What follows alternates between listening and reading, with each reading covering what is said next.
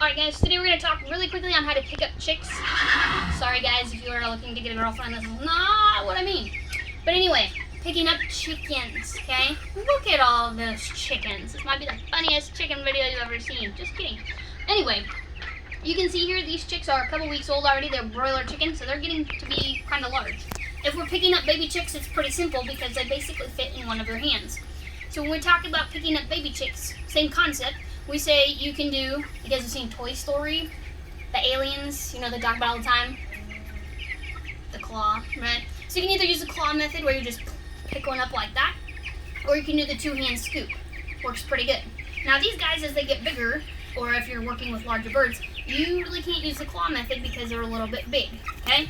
Whoa, you came at me. Stay in your lane, bro.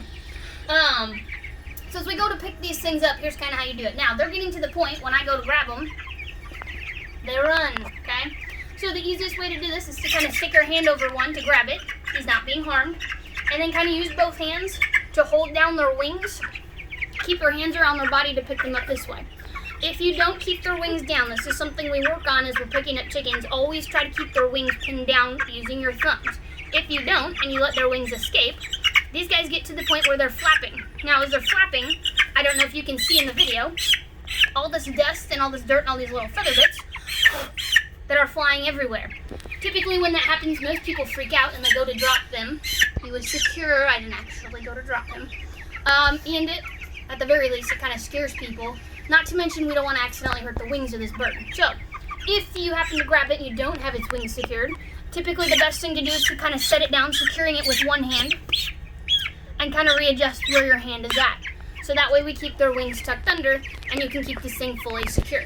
Another thing that you can do as you're hanging on to birds, and this works better for larger ones, is you can actually take, and you can actually, with bigger birds, kind of tuck them under your arm, and you can hang on to both of their back legs between your fingers like this. And when you keep them tucked under your arm like so, they stay a lot calmer because they feel secure. Another way to hang on to broiler chickens as they're older, this isn't going to work. Yo. He wants me to release his friend.